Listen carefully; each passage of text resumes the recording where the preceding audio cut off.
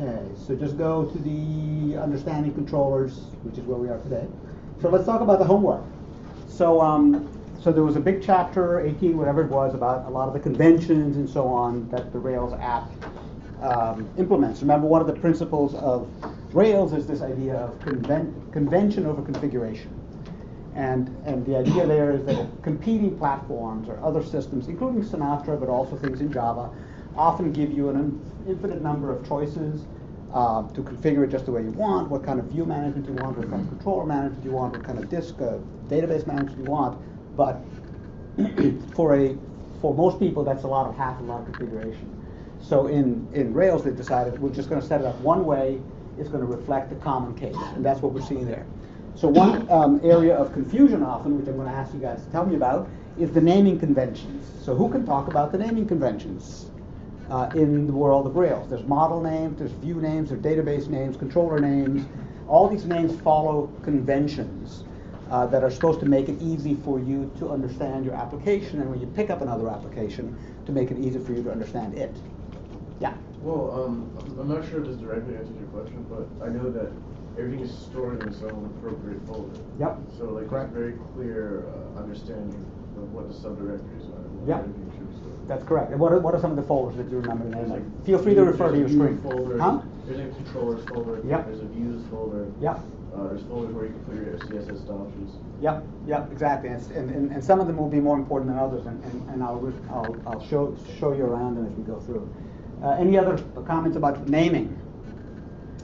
Anthony, yeah, I saw. I could read your mind. I'll let you finish what you were. No, I'm done. I'm fishing out. The big part of it is everything is automatically done for you, so there's no confusion whatsoever. Yeah. In the sense of once you, like, when you create the controller, everything else that follows or when you, it's all automatically named. Yeah. So it's going to be the name underscore controller.rb or whatever else it is. It's like very easy. Yeah, anybody else can add to that? There's a lot more to it. And I know it's tricky, it's confusing, but it's useful to understand it. Yes? I mean, I don't know, I just like, or how like it's all kind of compact Mm-hmm. in a way. That like there's views, there's style sheets, there's literally everything that you need within whatever Rails app thing that you develop. Yep, it's true. Yes? Like for example, if you have like certain like plurals and like singular and Right. stuff, so if you name a class called like store items, then it will have a model name like store underscore item, and the database is store underscore items. Yep, exactly. That's the beginning of the confusion, but you're right. You got it exactly right. And there's more. Can I ask you? I'd like to Yes, ask a actually, question. yes, So what happens if you don't follow the naming convention? Yep. And you like, rather than use a singular that it will convert to a plural when it's naming a table, what if you name your file a plural? What does it do? What does it do? You'll get error messages. Basically, but I'm not being glib. The naming makes it so you don't have to do various other setup operations that you would otherwise have to do. Right. So if you then choose to not follow it, then you're going to find that, oh, I have to go through and tell it, this is what this is, this is what that is. And so often, especially when you're first experimenting with Rails, if you see a mysterious error message like I can't find this view or I can't find this controller, chances are really good that it's a simple naming question. Let me ask you this. When I say Rails generate model employee, what is my intent? What am I stating? What am I creating? What am I asking for? When would I use that command? Yes? You're generating the scaffold, the scaffold for the employee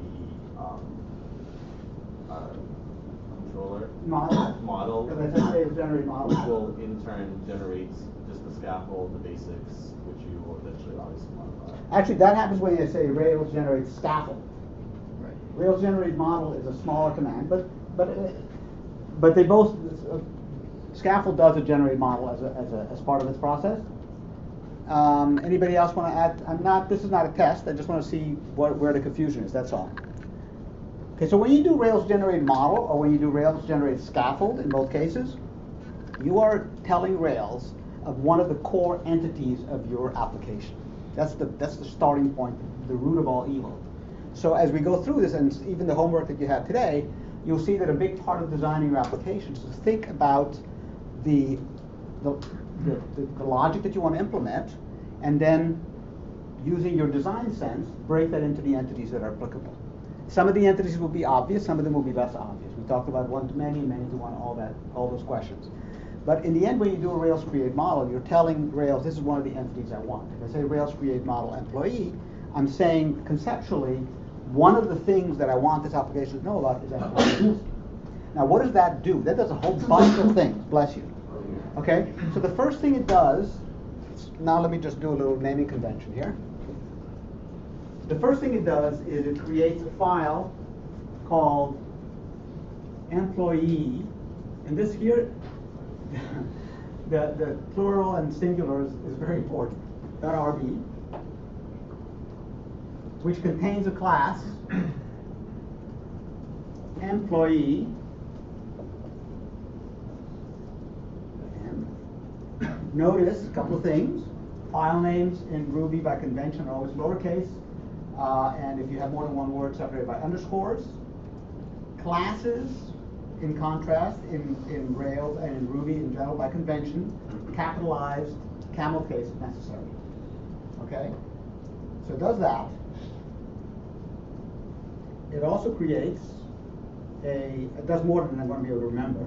It's going to create a file in db migrate called something like create or some number create employee .rb. If you look in here, you'll see a command that asks for the creation of a database, because remember, the database is separate from the server. This could be MySQL. This is your Rails app. They talk to each other. This is the world of object-oriented. This is the world of relational databases. So when you do Rails DB migrate, you're telling Rails, please create or modify a certain database in this separate database for me. So it creates this migration called create employee, probably employees.rb. And in there, you will see that it's asking for a relational database table called employees, plural. Okay? Confusing, arbitrary, perhaps, but you just need to know it. Who can tell me why? Is there any kind of rhyme or reason why the relational database table is called employees, but the class is called employee? Yes? There are many instances of the same class. Yes, employees is a table of many employees, whereas employee, singular, represents one employee, yes. Because of semantics, because in SQL we want to do that because of the students and the courses example that we were doing. Yeah. When we wanted to create the join table, yeah, we thought about what would it mean. Right. So it's trying to be intuitive. Yeah, but it's really more this point. I mean, it is kind of arbitrary, just like the guy who invented Rails thought this would be useful. I mean, you can argue whether it's not, or is not, but intuitively the database table is a collection of many, many employees, whereas one instance of the class employees, if I do employee.new, which is it's just a Rails class, I can do .new on it, equals @e,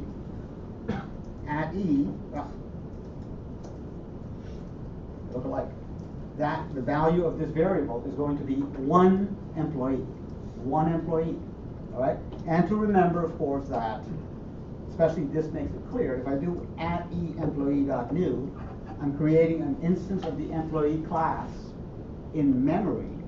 Does not do anything to the disk until I do @e.save.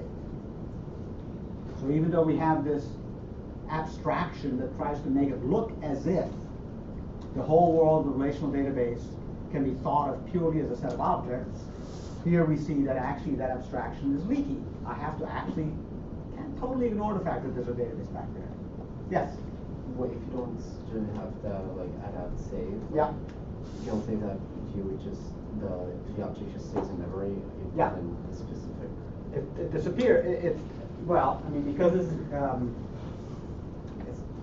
E is a bad choice. @E now has this value. As soon as this variable is no longer alive, that instance of that employee record object is garbage collected. It's gone. Oh, okay, yeah. Okay, what, quick Yeah. refresher on garbage collection? No, Okay. no, because I'm thinking like you have like multiple rails, like information like cluster, like. Yeah, because this is not running. This is not on disk. It's in memory. This is, so that would be only on one machine. It's on one machine. Yes, it's on Okay. one machine. This is not. This has nothing to do yet with disk. When you do e.save, that's when it does the validations. Make sure that they pass, and if they pass, that's when it gets stored to the disk. Okay? Now, so the model is the beginning of the tree in a way. If I say Rails Rails generate, now we're going to do a scaffold with the same information. I'm going to not only get this model, but I'm going to get a controller. The controller is going to be, because I'm going to try to focus only on naming conventions here, is going to be called employee. And here I'm confused myself. I think it's employee controller.rb. But you guys can check me. And in there you will find a class, employee controller. So I can put this thing up. It's not doing anything. I don't know, we'll put it up because hopefully somebody will come fix it. Employees controller and N.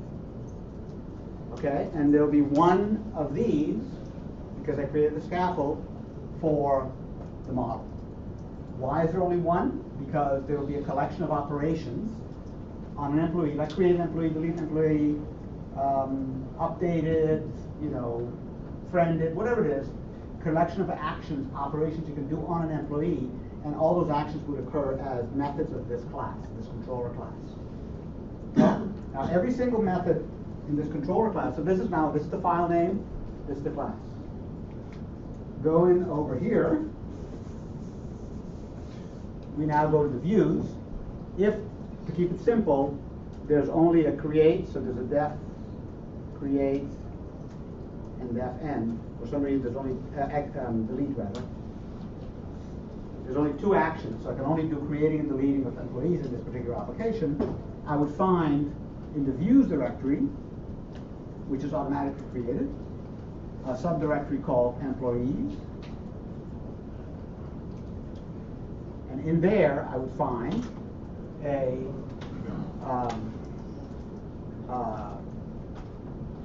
create .erb, .erb, and I couldn't recognize you with the backlight to see whether you were a student or a helper. Helper. Okay. There goes my recording. But okay. Sorry about that. It's okay. You guys are going to get used to me watching the photo. We're pointing in the wrong direction. It's okay. Hi. Hello, everybody. Okay. So anyway, so you'll find a file called create.erb and delete.erb. Now, did we talk about what ERB files are? Who does not understand exactly what an ERB file does? That's a pretty high standard. Understand exactly what it does. So everybody but two people understand exactly. Okay, I'm going to ask questions. I'm going to make everybody else answer. Okay. What does the equal sign do in an angle percent equal in an ERB? I'll come back to you guys. I'll just want to test. Yeah, somebody who has, hello you. Forgot your names with the glasses. What does the equal sign in the ERB file do? No? Not so good? Okay, how about next to you? The equal sign gets the value of the Ruby code and make it HTML. Exactly. You got it right. Hey, bingo! Should be all set now. Okay, thank you very much. I guess I couldn't have fixed that myself. Nope. Need to figure out why it's doing that. Okay, cool. Let me see if the projection's still pointing in the right direction, more or less. Oh, my coat is way here. Makes it a little bit less cool.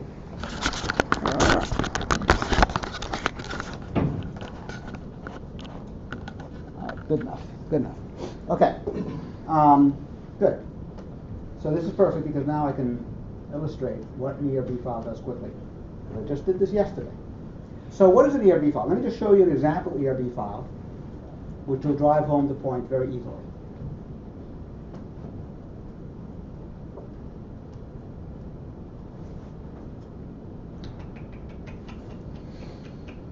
I think it was called foo.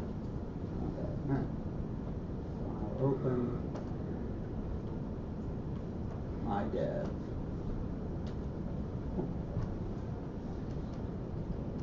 Okay.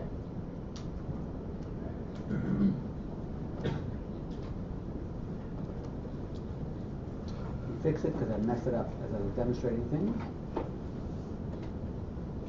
Okay.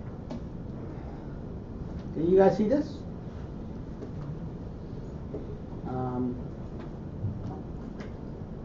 Okay.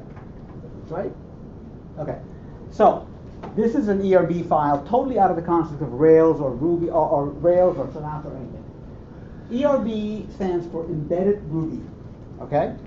It is a format in which you can take a text file and treat it like a form letter. Certain text gets just copied directly, and other text, in particular text between angle bracket %, get treated as executable Ruby code. Okay? So the way the ERB processor works is it takes the file, locates it everywhere there's a % equals, and says, this is a line of Ruby code, I'm going to execute it, and whatever result it produces, I'm going to insert that text instead of where the angle bracket was. Okay? What I'm describing is this case, % equal. Now, in this case above, I purposely had a typo in here because I was demonstrating before. In this case above, there is no equal. It's just %. It's very subtle. It's a mistake you'll make 100 times until you stop making it. % equal versus %. That's why I asked that. That's the test. Everybody who said they had 100%, they're lying. Okay, because that's the only tricky part about ERB is that equal sign. If you have the equal sign, it means evaluate this Ruby code and whatever text it comes up with, put the information instead of the angle bracket. If there's no equal sign, it says execute this Ruby code and then just remove it. Okay? That's what ERB does. So I'm going to ask you, if I processed this file with the ERB processor, which I'm going to do in a second, what would it produce? All you 100%ers. There's no end. You didn't close the statement. Okay, very good. So the answer is it will produce an error. I like it.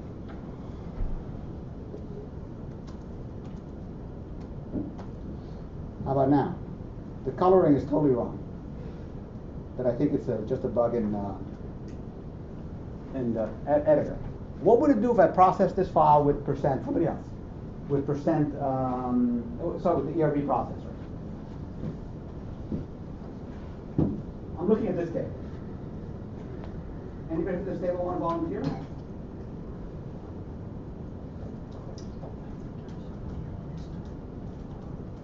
It's a new thing. You haven't seen it before. So it's just going to be a guess because you haven't seen this table before. Okay, I'm going to switch tables. It's hard to see from here. Yeah, can you zoom in a little bit? Oh yeah. Absolutely.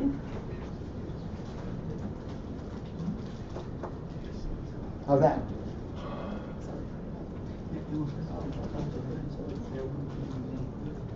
Hey, well, this is crazy. Ah.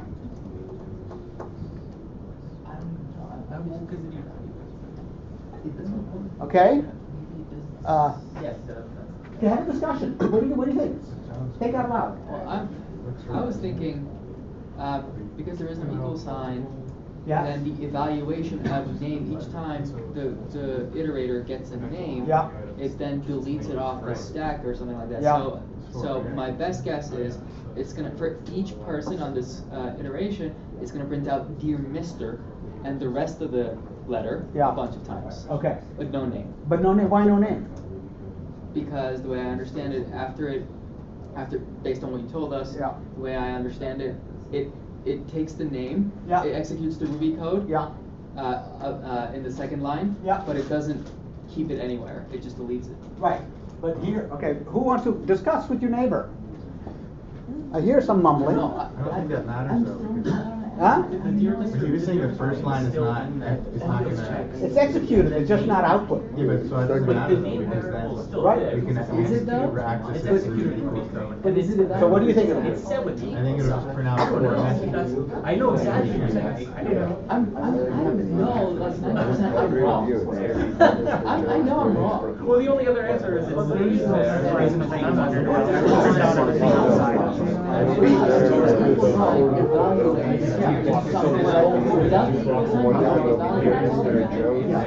Then write everything out.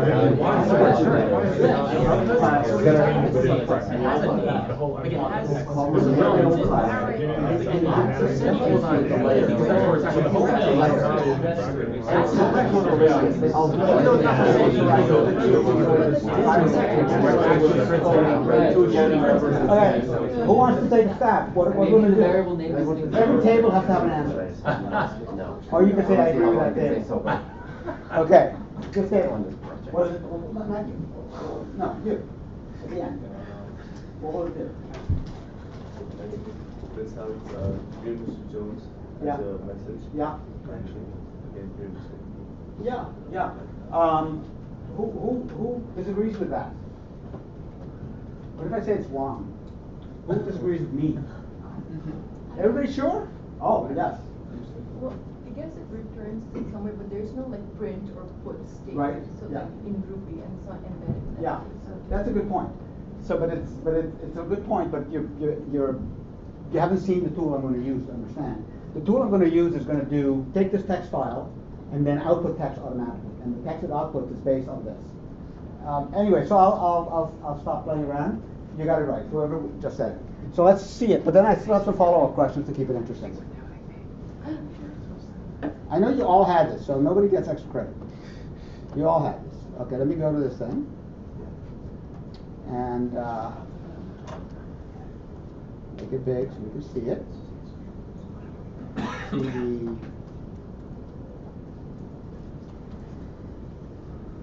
I'm going to type ERB text.rb. ERB is the command line utility that does this magic to any file, any text file. Give it any text file. It's going to look for angle bracket percents. It finds no angle bracket percents. It just outputs the text file as it was before. If it finds them, it runs them as Ruby code and does the magic. So as you thought, there it is. Okay? Dear Mr. Hickey, dear Mr. Salas, dear Mr. Medeiros. Okay? Yes? So, even though the Dear Mr. and the rest of the prompt was not within brackets, why does it get reprinted? Because the loop is being created by this here. Who can interpret what percent of, what does this crazy stuff mean anyway? What does this mean? That's an array. An array of what? Huh? I'm sorry, I just came in with no concept. Wow, you lost. Huh? It's going to be on the test. It's going to be the final. No, I'm just kidding. I'm not going to have it. What does the percent of you do? What does that crazy thing do? Creates an array. Okay, quick. Go into your IRB, go into your prime, and find out. You could be doing this without my knowing. It just creates a bunch of objects. Yeah, you may be right. I may be crazy.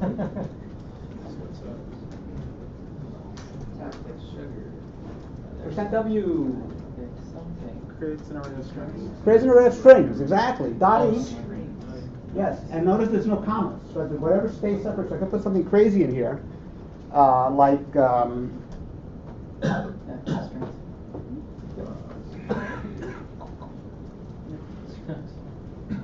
think anything except the close paren would work. And it's just a short, it's syntactic sugar as they call it. So it makes an array, then we do dot each in an array, which does what? Dot each on an array does what? Iterates on each element, assigning each value to the variable name, and then iterates until the end. And iterating in this case means output this text. Oh, look here, percent equals.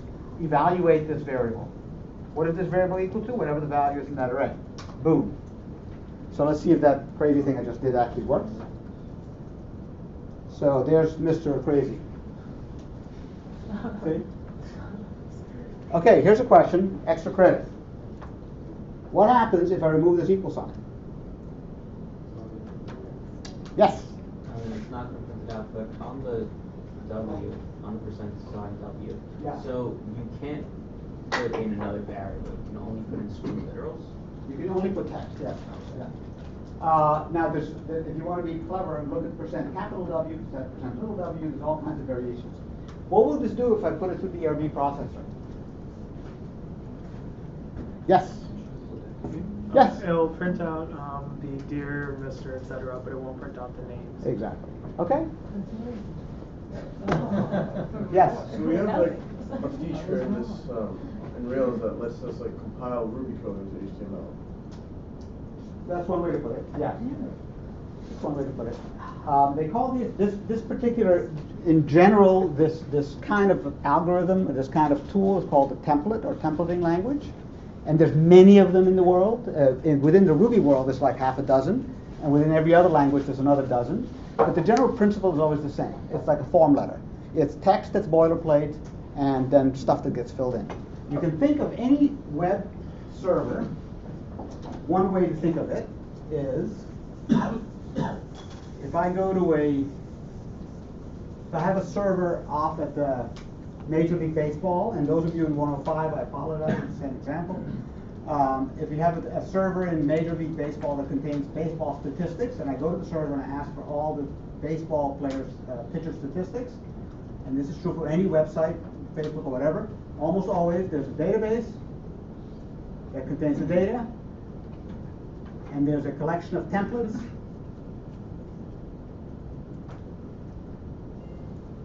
And one of the main jobs of the database and of the server, in a way, is to combine the two.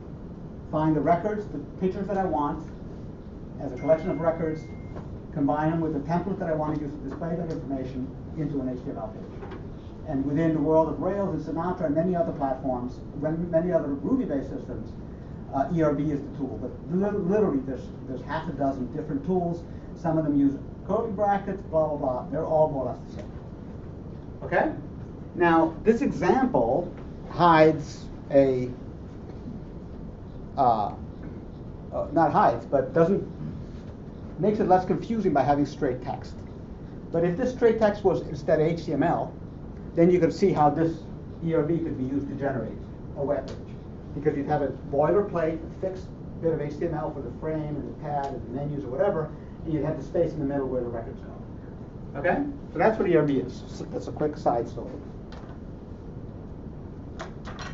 Okay, let's continue. How did it go with the programming part of chapter 8? How many of you got it to work as necessary in the chapter? Okay. Okay. How many totally failed? Beyond, I don't want to say it that way. How many tried really hard but didn't quite get it to work?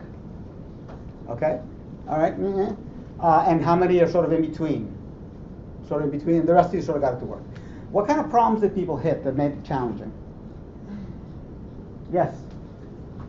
So one of the tests the fixture test that we were doing was about the price, and the price can't be less. It has to be greater than 1 cent, or greater than or equal to. But we had an original test of -1 and 0. Yeah. We wrote those tests to fail to see if our validation works. Yeah. I couldn't quite find out where we got rid of that after. So whenever I did rate test, they came back. I don't know if this is a very specific question. Yeah, I don't quite understand the question. That's okay. Maybe I'll talk to. Yeah, tests don't come back. I mean, they're just files. So if they came back, maybe the files can. Somebody said something? Yeah, I double checked also last night. Yeah. Because I kept having the same thing. I don't think we ever removed those failed tests. So Okay. they just fail. Yeah. So they're just going to remain failures. I mean, if they were, because you had data that was negative and it was rejecting it, right? So, yeah, there's a way to write the test that it's not it's success. In other words, I want it to fail, so that's a success. There's a way. Right, that's what it is. Yeah, and so it's a success that the record was not valid. Where else did people get a little bit stuck? I saw that you had your hand up. Yeah, when I made I remade the whole Devo. Yeah. Because I messed things earlier. And it just had like the wrong file structure for a lot of the stuff it was saying. Really? It wasn't like there was stuff that was missing. For instance. I think like the unit folder. Various folders were missing. I remember. You also? Yeah, I just solved that problem by just making it myself. and it worked after that. Huh. But Alright. he does say in the book that it automatically creates it for you, and Use then what it says to use. it was never automatically created for me. Use it like tool leather, right? You said Rails generates scaffold. You didn't say Rails generate controller, Rails generate No, model. it was. And it didn't create what directory? In the test, I think I didn't have functional nor unit. The other question, it could be a Rails version thing. Yeah, It could be a that's Rails what I version. thought, so Because their philosophies change a little bit from release to release, whether they call it a, like you, instead of a, they don't have a unit test? That seems like they always had that though. But controller test might have changed into request test or something like that. Okay, that can happen. I mean, that's part of the living on the edge, right? We're using stuff that's all brand new, and you're going to have these version skews, even if the book is fairly up to date. In general, I want to ask a general question, which is, I'm having some doubts about whether it's super useful to ask you guys to read a chapter and do the code that is in the book versus other alternatives. And my concern or potential concern is that students end up getting stuck on something really trivial and spend like 4 hours to discover that there was a gem that's out of date or something like that. And what are you really learning from that? The reason I have you do it is obviously to make the text of the chapter be a little bit more relevant. But I think the other risk is that once there's a coding assignment, you almost blow by the text and just start coding, which then again makes the coding totally out of context because you're writing it just to get it to work, and when you're done, you got it to work, but you have no idea what you did. So my question is, how do you guys feel about this, and what suggestions do you have to change the way we work through some of these chapters? Because we have a few more to go through. Think about it, talk it over with your neighbor if you want, see what you guys think. Yeah? I think the videos of you live coding are very helpful. Yeah, okay. For the other class. Yeah. Yeah, okay. Which I've done a few here, but not as many. Anybody else? Talk it over with your neighbor if you want. What, do you guys find it difficult? I mean, is it problematic? Do you have a suggestion how to improve it? I don't really have a concrete reason for that. Just generally like coding more than I like reading about coding. Yeah. I don't know. I much rather just like get into it, like go on Stack Overflow, how do I do this, as opposed to like it telling me all of the functions.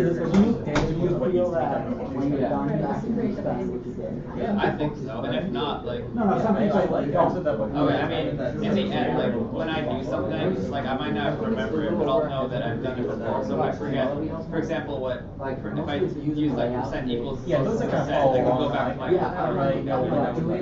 I don't remember things very well. like my brain. That's just me though, so I don't have a good concrete. No, I'm just asking in general, people's opinion. Yeah. I'm also having problems with like the version thing. Yeah. I remember in chapter 7, all I did was just like straight out of the book, and then when I did like rate test, it gave me like double-digit number of errors and like stuff like that. So I'm just not really sure. I'm just stuck as to like, then I have to like look through what's in the actual file and like open up all the actual code and stuff. Yeah. And then there's like, it added an extra space somewhere, and I'm stuck on that for like an hour. Yeah, yeah. So I mean, the book does say, for every version of the book, it says what version of Ruby and Rails it's for. So the safe thing is to make sure you have that version. That'll help a lot, but there's still typos and stuff like that sometimes. Right, I guess what I was trying to say is, will we be using that version for like what we're doing for our projects, or are we using the most updated version? Because then there would be I think it doesn't matter. The differences are very, very small. Okay. So that doesn't matter. At this point, this book is based on 4.x, so if it's 4.1 or 2, it doesn't really matter. Yeah? It's probably too late to do this, but maybe for next year your class can do this. I think instead of like mazes, we should have done like a very small Rails assignment. That's not too late, actually, yeah. I mean, not instead of, in addition. Thanks. Sorry, I missed that. That's a fine point, yeah. Anyway, so I saw another suggestions for how to, instead of doing it out of the book, what other ideas do you have to get the same? I know if I tell you to just read the chapter, you're not going to get it. Because you don't get it by reading the chapter. It's just too abstract. Yes? I mean, I'm going to piggyback on what he said also. Yeah. Like having something outside of the book that uses Rails Yeah. would have been really helpful Yeah. on a smaller scale. Yeah. And also maybe just more resources, because I don't think sometimes the book gives you like it touches on something and assumes that that you'll keep reading until like chapter 13. Yeah. And it'll cover it more in depth. Yeah. But Yeah. we're not at that chapter yet. Right. So that's Right. useless to me. Yeah. Well, I think there I'm going to push back and say use your own inventiveness. I mean, the Stack Overflow, my website has a ton of links and resources and crib sheets. Send an email to the group, send an email to the TAs. There's a lot of resources. You have to just reach for them. So my thought, based on my thinking and the feedback I've gotten, and I'm going to try for the next chapter we read, is I'm going to invent a homework that more or less exercises the same issues, but in a totally made up example that I make up. So it'll be a little bit more difficult, but easier in a way, because I won't do as much, I'll do a little bit less, but it'll be more focused, but it'll be from a blank piece of paper.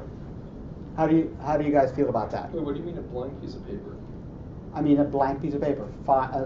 In other words, you can look at the book, you can look at all the code in the book, you can even find the source code, as I'm sure some of you have, on GitHub somewhere, but you won't be able to copy and paste it because the logic that I'm looking for will be different.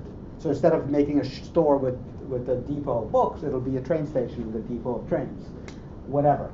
It'll be something that does analogous things, but in a totally different subject matter, making you have to do a little bit more typing and a little bit more original work, but you won't hit these obstacles and you won't just be robotically following what's in the book. What do you guys think of that? Is it homework? Yeah, it's going to be instead of saying read and do, it's going to be just read and then do this other thing. I see some people shaking, but I want to get a more overall sense. Do I feel like an improvement or sideways? Because it's more work for me, to be honest. So I want to know that it's an improvement, otherwise we won't bother with it. Yeah? I mean, the way I'm doing the book now is like, I'm looking through the depot, and as I'm going through the chapters, I'm either taking notes or like literally doing what it's telling me to do in depot for my project Walking Skeleton, because so much of it overlaps. That's exactly the right idea. So I don't know. So if there's a separate homework, I don't know how much it would help like me because of the way I'm doing this. Yeah. But at the same time, if there was a way to like, I mean, not all projects are the same, but I think that the most value you can get out of doing the exercises like this is doing it that way, like doing the depot and then doing what it tells you how to do with depot in your project. You know what I mean? Yeah. Okay. Well, that's a thought. I mean, I could sort of say either do from scratch or do in your project the following things. Create a new model, make sure it has this, make sure it does some caching, make sure you have unit tests for it, and if you do that in your project, that's fine with me. That would be another way to go. What do people, yeah? No, what you just said actually is already in the book at the end of the chapter. It says, hey, by the way, you should try these things on your own. Yeah. And that's actually where the most use I've had is when you just copy paste it, that's right. But like I've broken my thing so many times because I was trying something. Yeah. But those suggestions already at the end of the chapters. Like, oh, by the way, you should try this by yourself. And it has a lot of suggestions. Yeah. So I mean, as long as you're doing those, it's actually pretty useful. Okay. All right. I will. That's really good. I'll look at that. So anyway, I think next homework that relates to this to the book anyway, I'm not going to ask you to do it. I'm not going to make you do it. If you want to do it because it's useful for you, and you may decide it's useful to just try it on your own, that's fine. But it will not be part of the required deliverable. Okay? All right. Tell me about caching.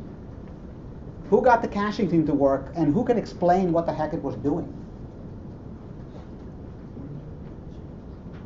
Who got it to work, first of all? Yeah? No? Nobody got it to work? So then, does anybody know what I'm talking about?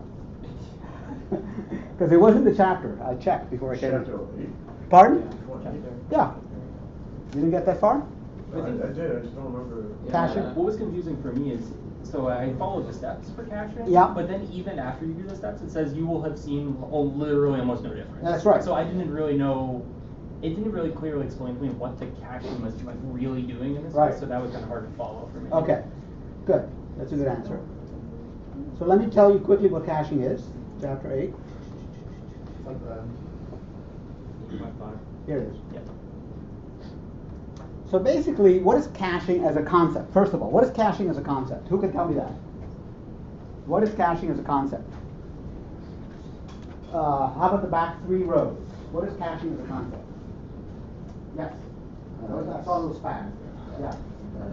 Storing data to use later. Yeah. And a little bit more specific? You That's exactly right, yeah. Keep it in the past, like a place in memory you can access it quickly. Yeah, or computing a complicated result once and then not computing it again. I literally don't have that. Yeah. You literally what? I don't have that. Yeah, I don't have the. I don't have that either. What edition? Huh? 4th edition. I have what we just did. Yeah. Are you in Rails 4? It says 4th edition. Well, maybe you got to get one that's not bootleg. I don't know.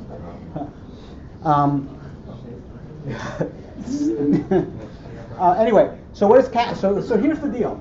So what caching is in this world is one of the expensive things. If you imagine Amazon, every time somebody looks at the same product, it's got to go to the database, like I drew this picture here before. It's got to find all the different rakes that exist. It's got to make all these complicated pages with images and layout, and it's going to send it out to the server, to the user. And then it's going to do the same thing again and again. Why do that? If my picture of the list of rakes that cost less than $30 is exactly like your list of rakes that cost less than $30, why not just save that HTML and just send that back without having to go back to the database to pick it up? That's what caching is. In general, yes? Sorry, let me finish that and I have a question about Yeah, so the general concept of caching as a computer science concept is simply saving results that might be requested many times so you don't have to compute them again. Or saving results that are requested many times on a faster storage medium so you don't have to pay the penalty of reading it from a slow medium over and over again. That's what caching is. In this case, we're talking about caching HTML. And go ahead. So in the example that they were giving, they were using the update, like the last updated file to organize all the products. Right. So is in something that's a little more complicated, so assuming it is products, but product has a name, so it can be alphabetized, it can actually last updated, it can be Right. price. Yeah. Is the idea, so the example they use is it's automatic, it's already organized by when it was last updated. Right. So the example makes no sense because it's already organized in a fashion to make it easier for caching. If this was organized in a different way instead, so like, are you gonna have to redo the entire database in order to do the caching? Okay, complicated question. Sorry. Yeah. No, it's okay. So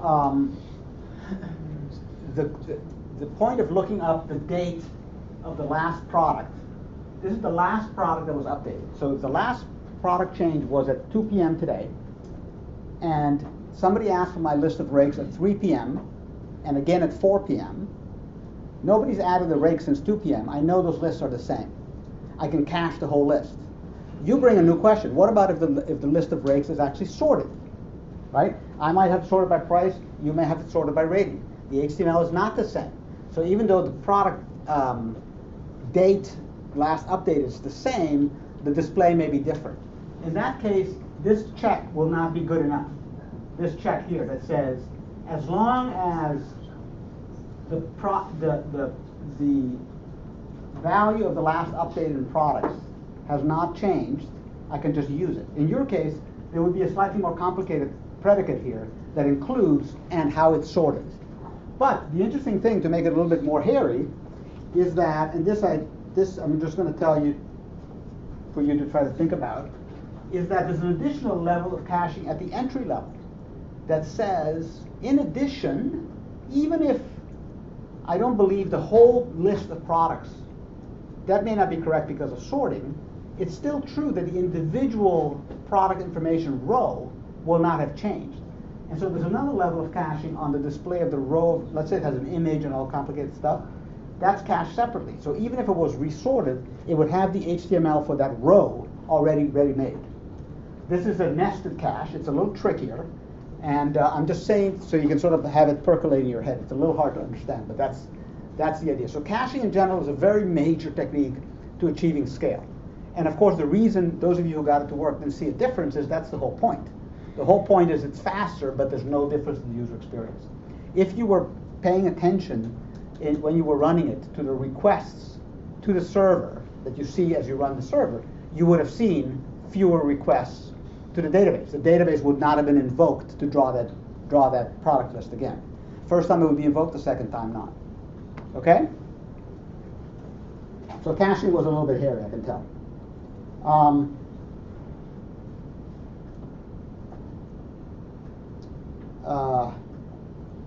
How about the tests?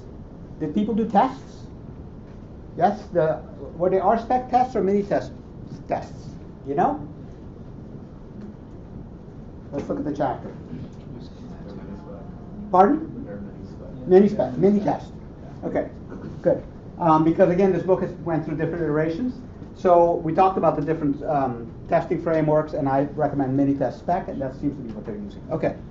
Everybody understands the concept of testing, right, at this point. We're going to have a whole, I think on Monday, or Friday maybe even, not Monday, but Friday, I think we're going to have a whole class on TDD. Okay. So I've used that almost all the time, and I haven't even gotten to the subject for this class. But that's okay. That's okay. I'm just going to add stuff for tomorrow. Before we go on, though, you know, four of the products are going to be meeting with the product reviewers tomorrow. Right? 4 products, all know about that? Nobody surprised? How's the preparation going? Yep. Give me 4. Give me each. Okay, let's do it more organized. Who are the 4 products? You guys. Okay, why don't you give a quick blurb on what your preparation looks like and. We've seeded our database. We're probably going to talk to her about what our database structure is going to be, because that's sort of been the focus of the walking skeleton.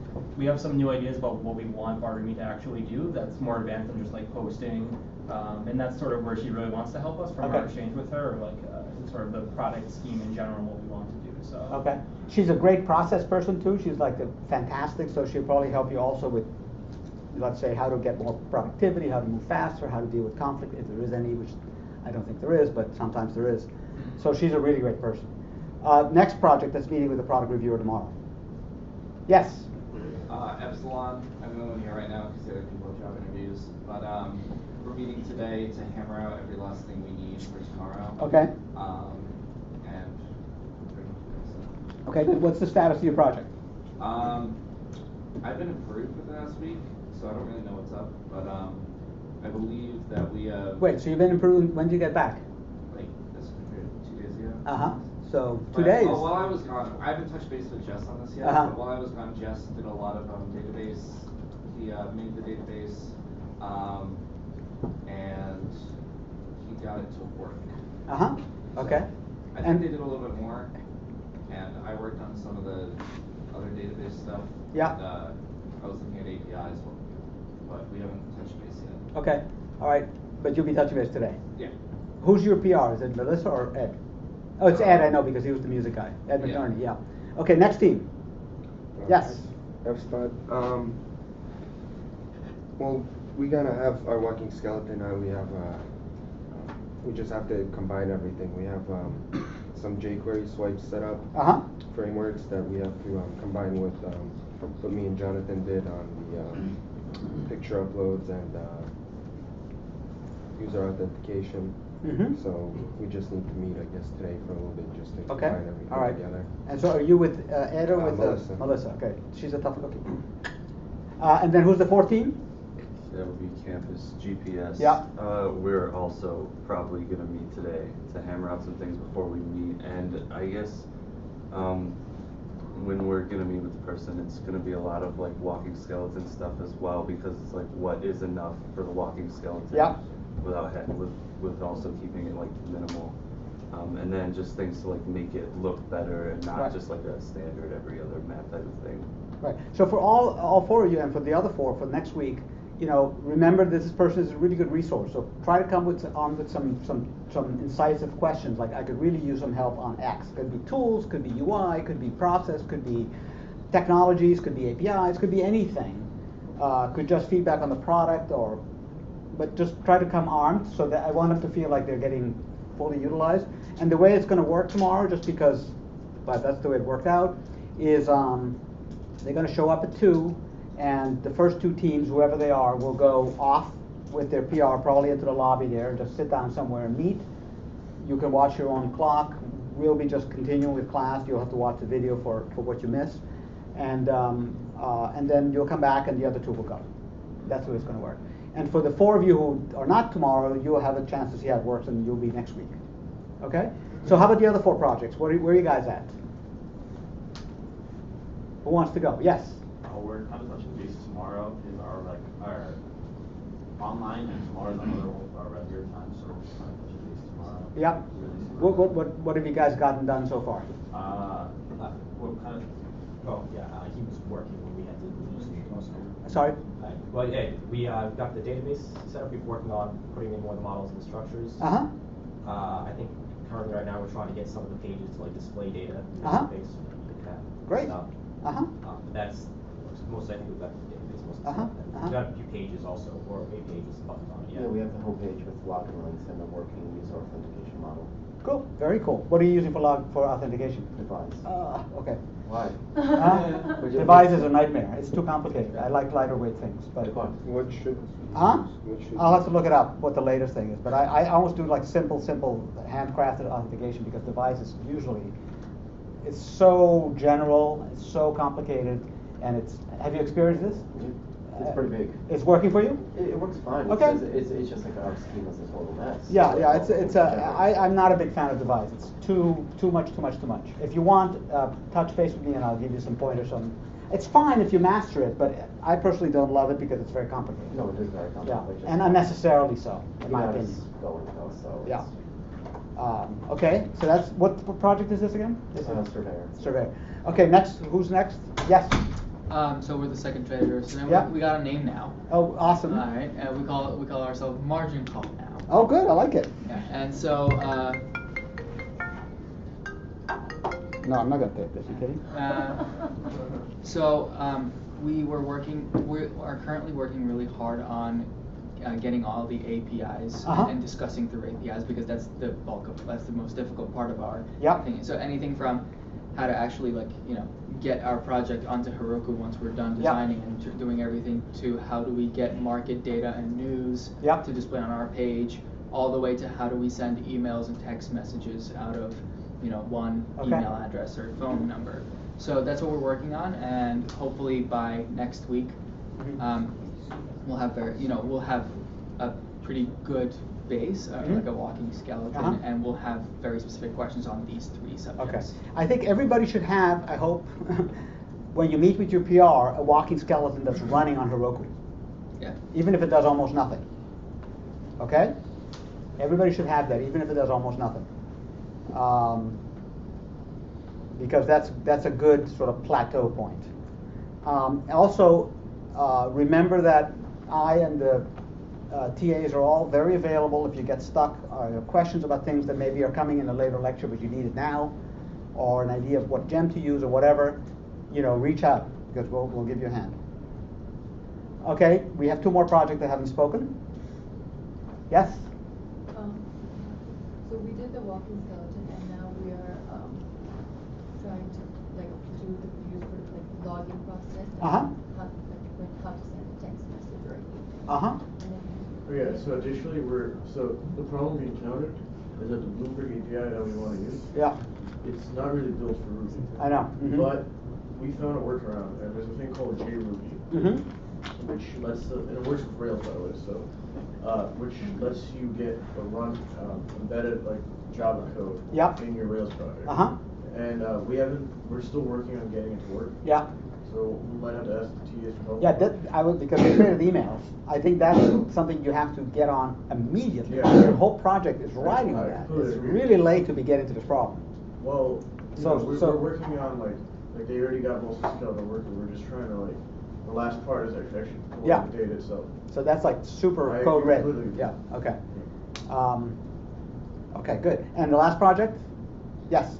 Carpedium. Yeah.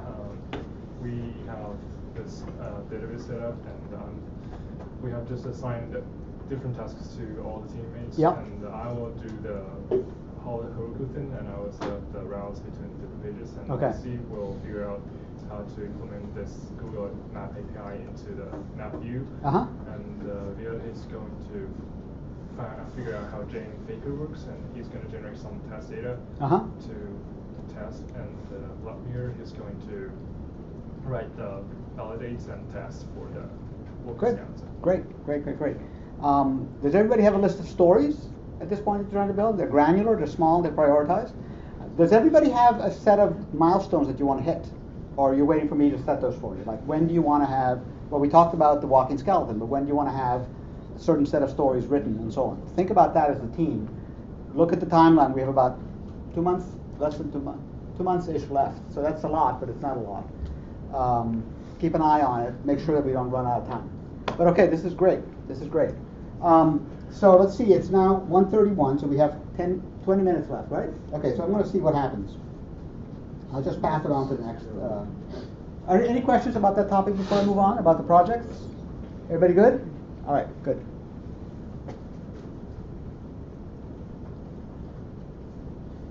All right. Let us, I'm going to skip right to this, because you guys always like coding. Actually, before I do that, just quick review. What does the controller do?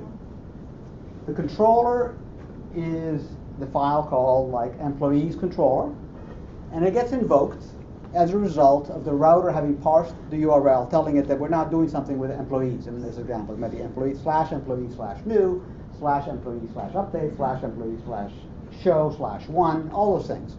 They all go to the employees controller. The corresponding action is located. Let's say if I say /employee/new, it's going to look for an action, a method called new in the employees controller. It's going to execute that code. The job of that code is going to be to come up with the HTML. And as we discussed just a minute ago, that's done by ERB templates. Okay? So the router parses the URL, determines the controller. If you get an error, can't find controllers Ruby file in apps controllers, it means you have a naming problem. Either you typed the URL wrong, or the routes are wrong, or the file name is wrong. Second thing, it determines the action inside the controller. Error, can't find method for the action. That means that action in that method is missing. So if I say employee/new, and it says can't find action new in employees controller, that means if you find the employees controller file, you're going to find a class called employees controller, and there's not going to be a def new in there. There's not going to be a method called new. It finds it, it calls that method with the parameters corresponding to the rest of the URL, which I'll explain in a second. And when the action completes, a view of the same name is located. When I say a view of the same name, I mean a file called a file called new.erb that's going to be found in a directory called /views/employees. And in there you'll find new.erb. So the controller, in a way, is a very straightforward thing. It gets told by the router what the meaning of the URL is. It finds the right bit of code to execute, and that code basically ends up creating HTML by rendering ERB. Now, because of this diagram, we know that almost always the ERB is built from a template plus data. So almost always in that action, you'll find a call that looks up something in the database. Give me all the employees with first name Peter. Gives an array of employees, and then that array of employees, just like, my letter example, ERB, is going to generate a row for every record, and that becomes a table of employees called Peter. Okay? I will not review HTTP. I'm going to skip that, and I'm going to go right to the demo. All right, I haven't test driven this time around, so I'm assuming it's going to work pretty much, but let's see what happens. Have no fear. Close these windows.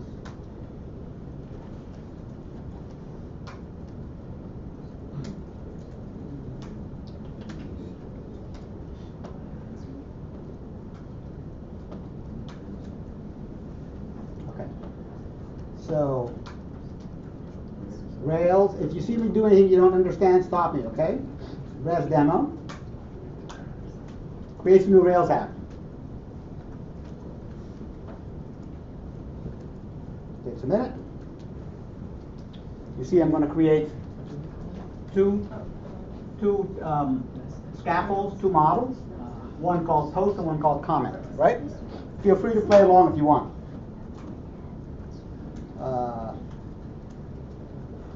And I'm going to now I'm just going to copy these lines.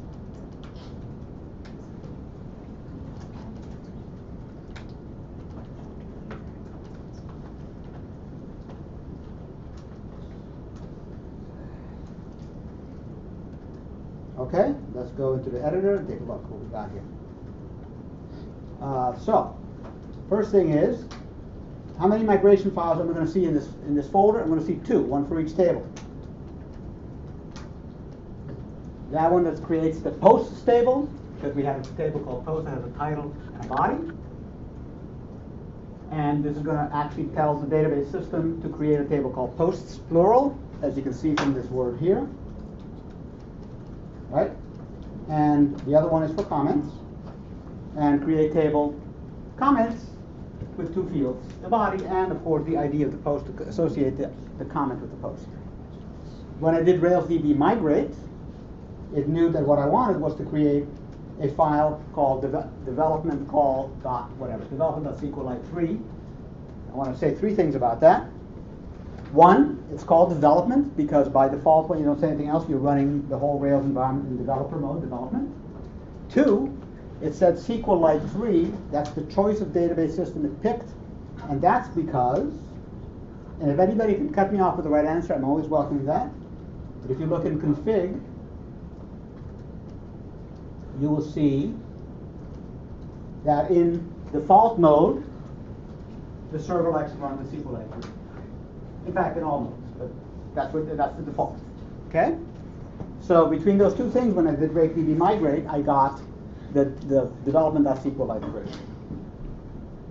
Let's look at the models. The next thing it did, because the scaffold does a lot, it created 2 models files, comments and posts. The reason there's nothing in this file is what? Why is there no information about the columns in this file?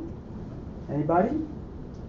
When later on I say post dot where name where comment where title post dot where title colon hello, which I can do later on. I can do this at p post, sorry, lowercase posts equals post dot where title colon hello will return in post an array of 0 or more post objects that happen to have a title value called hello. This post class is this post class, and yet if you look at this, there's no methods. Why is that? How does that work? Yes? It inherits from active record, so active record has close, but not exactly, but if in effect, yes.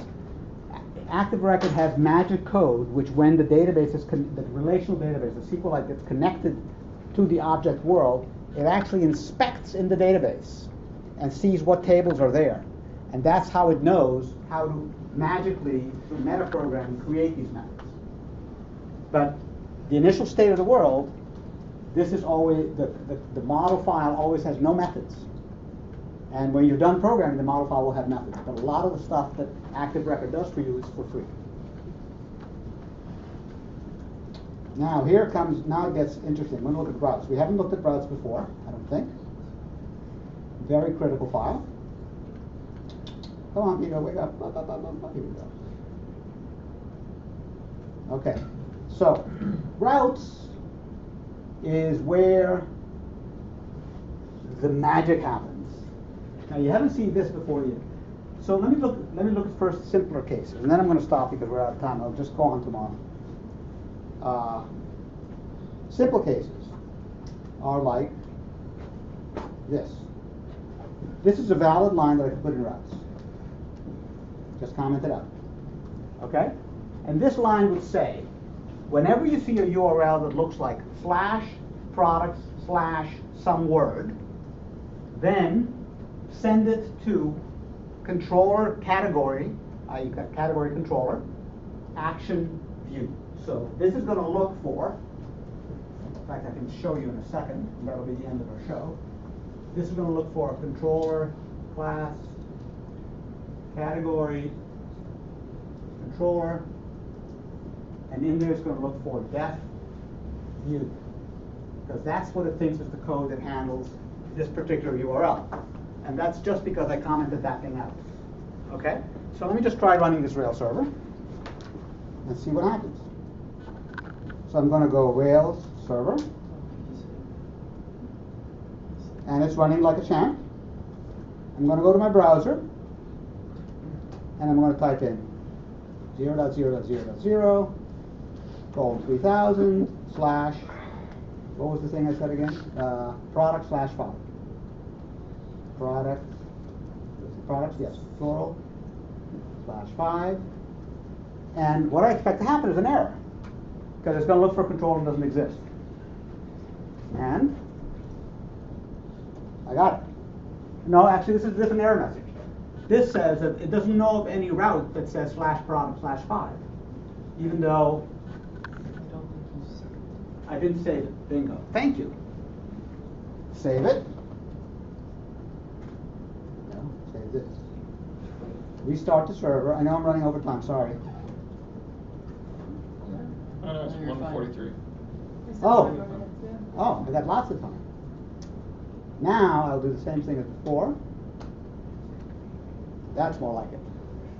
Cannot find a controller called catalog controller. Let's put a catalog. I'm going to just break the whole world. I'm going to put a catalog controller in just for fun. See what happens. Break Rails generate controller catalog show. Okay. Now, if I go into controllers, I have a new controller, catalog controller, and it's got a single action called show. But, as we know, it was actually looking for, we look back at the routes, it's looking for catalog view. So now I should get an error message. I found the controller, but I can't find an action called view. Okay, let's see if that's true. Run my server again. No, that's not the right thing. Run my server again. Refresh. Can't find a controller called view. Action called view. Okay, so let's fix that with a really dumb solution. I'm going to go to my catalog controller. I'm going to define view. And I'm going to say hello world. And now I'm going to refresh this. And it's looking for a template. What is a template? It's a view template, right? It's an ERB file. It ignored that, and it said, I'm looking for a template called catalog/view in that directory, blah, blah, blah, blah, blah. So let's put that in. So this didn't do anything. I think if I say render or something like that, it'll do it. Forget. Chris, you know when? Render?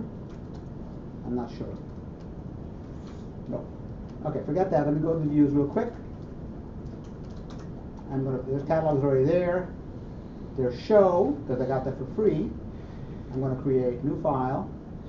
I'm going to put here h1 hello Brandeis /h1. Save it as catalog. No, sorry. What was it? View, right? Or show? View. View.html.erb. Save. Refresh. Not yet. What I got wrong here? Missing template catalog, hello world, blah, blah, blah. Oh, I know. Get rid of this.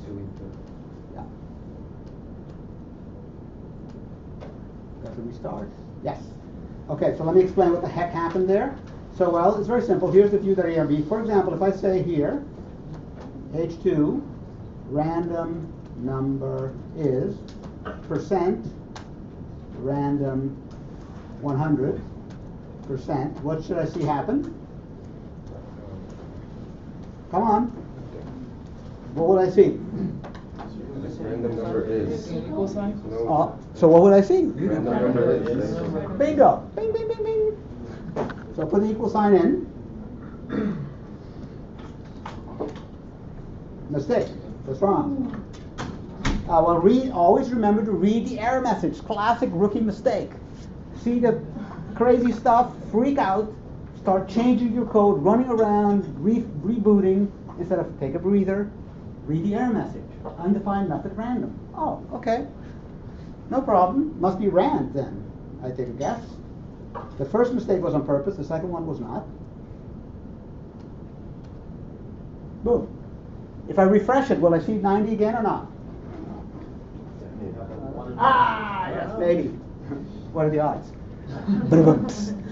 I'm not sure. Depends on whether it's being cached. Yeah, it's cached. So is it being cached? Let's see. Nope, it's not being cached. Every time I refresh that page, that ERB file is regenerated. Okay? Did that clear some things up? Okay, I'm going to pick up where this left off tomorrow. Thank you very much. See you tomorrow. Oh, here's just changing. Like